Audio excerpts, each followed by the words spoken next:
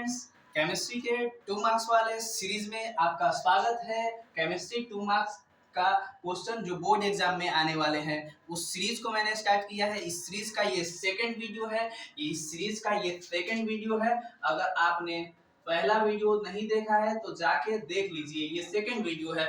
मैं ऐसे ही बहुत अच्छे इजी लेवल के क्वेश्चन 2 मार्क्स वाले लेके आऊंगा जो बोर्ड एग्जाम में आपको बहुत मदद मिलेगी।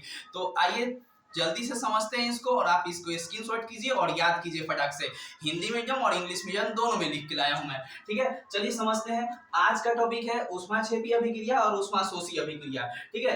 नाम से ही स्पष्ट है, ऊष्माक्षेपी ऊष्माशोषी। सर यहाँ से शोषी को देखिए, ऊष्माशोषी यानी अवशोषण होगा, ऊष्मा का अवशोषण होगा तो ऊष्माशोषी, यानी कि ऊष्मा का ऑब्जॉर्प्शन होगा तो उसे एंडोथर्मिक कहेंगे। पहले हिंदी में समझते हैं। ऊष्मा का शोषी यानी अवशोषण होना तो ऊष्माशोषी अभिक्रिया, और अगर इसी का उल्टा ऊष्मा का उत्सर्जन यानी ऊष्मा का निकलना तो ऊष्माक्षेपी अभिक्रिया।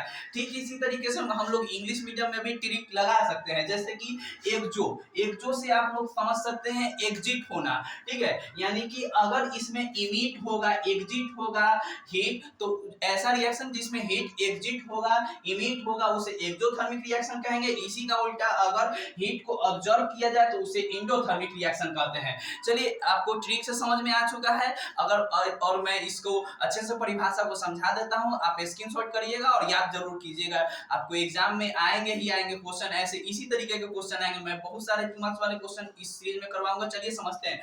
ऐसी अभिक्रिया जिसमें ऊष्मा का उत्सर्जन होता है उसे ऊष्माक्षेपी अभिक्रिया कहते हैं। यानी कि the reaction in which heat is emitted are called exothermic reaction।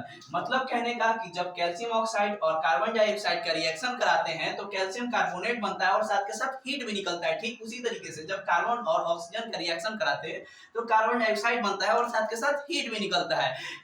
चलिए इसी तरीके से इसी का उल्टा हम लोग ऊष्माशोषी अभिक्रिया, वहां पे ऊष्मा का उत्सर्जन होता है तो यहाँ पे ऊष्मा अवशोषण होता है, ऊष्माशोषी यानी अवशोषण। ऐसी अभिक्रिया जिसमें ऊष्मा का अवशोषण होता है उसे ऊष्माशोषी अभिक्रिया कहते हैं। The reaction in which heat is observed is called endothermic reaction. मतलब मेरे कहने का जब कैल्शियम कार्बोनेट को जहां यहाँ पे हीट दिया जाता है तो वो कैल्शियम ऑक्साइड और कार्बन डाइऑक्साइड में टूट जाता है। ठीक इसी तरीके से नाइट्रोजन और ऑक्सीजन को रिएक्ट करने के लिए हम लोग हीट देते हैं और हीट की उपस्थिति में नाइट्रोजन और ऑक्सीजन मिलके N2O बनता है। 2NO बनता है। क्या बनता है? 2NO। जब N2 और O2 को हीट के उपस्थिति में, ऊष्मा के उपस्थिति में रिएक्शन कराते हैं तो 2NO बनता है।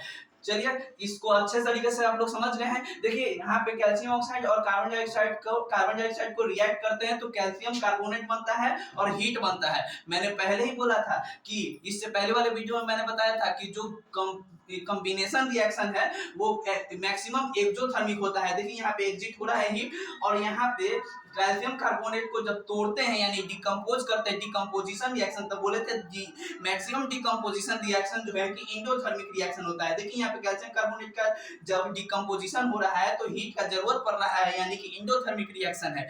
चलिए इस वीडियो को समाप्त करते हैं। इस क्वेश्चंस को आप स्क्रीनशॉट करिए और याद कीजिए, और इस ऐसे ही न्यू वीडियो का आप इंतजार कीजिए, या आप लगातार सीरीज में देखते रहिए। आप जब तक बोर्ड का एग्जाम नहीं देते तो 6-7 दिन तो बचे हुए हैं। अच्छे से याद कीजिए इसको, बहुत आसान क्वेश्चन है, स्क्रीनशॉट कर लीजिए।